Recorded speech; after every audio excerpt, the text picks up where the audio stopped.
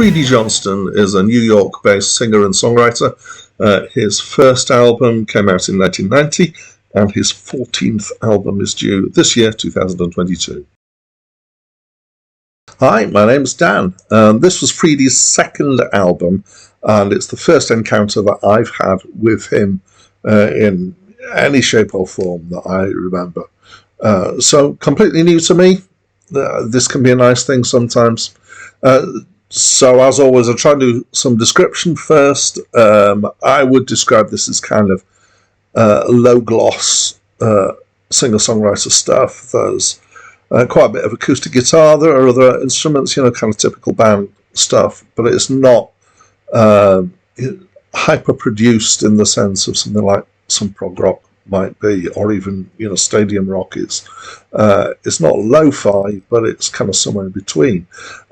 He definitely comes across as a guy with a guitar, and that he's kind of worked his way through from singing with an acoustic guitar, and that seems to be his kind of stable position. Sometimes he uses electric instead, I think.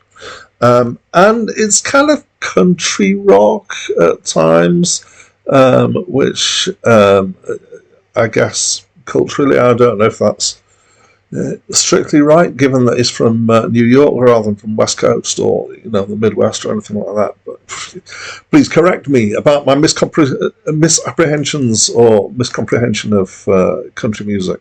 We've got comments below you can do that with, please. Anyway, I was going to compare him with Sheryl Crow in terms of sound, and I really like Sheryl Crow, and this is quite a decent sound, I would say.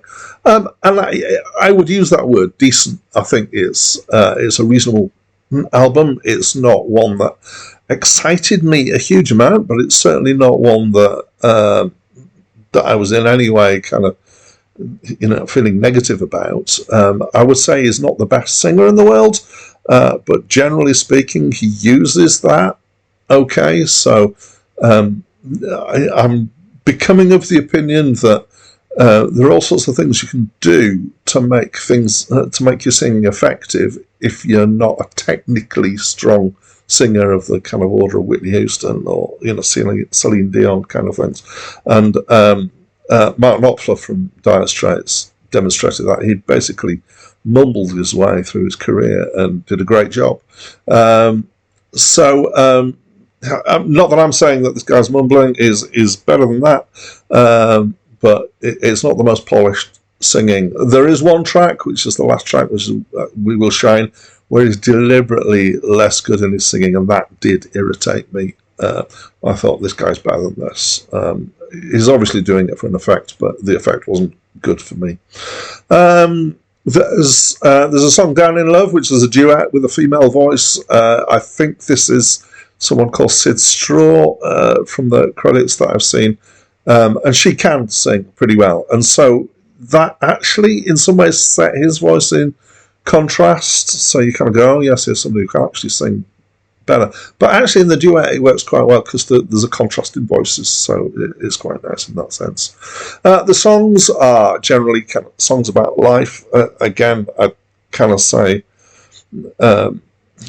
Sheryl Crow kind of area as well.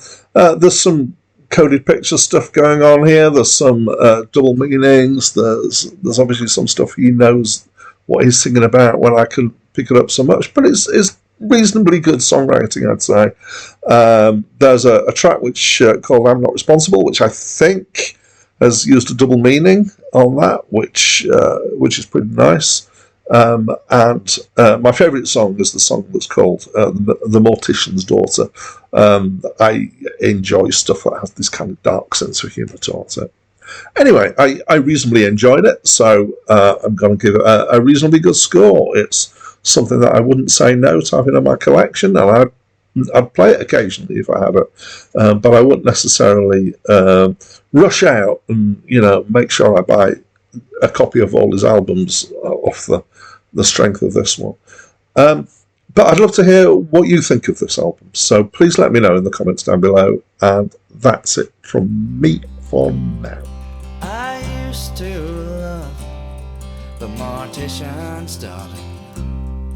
We drew our hearts on the dusty coffin lids. I grieve tonight over this letter. My tears dissolve an image from the care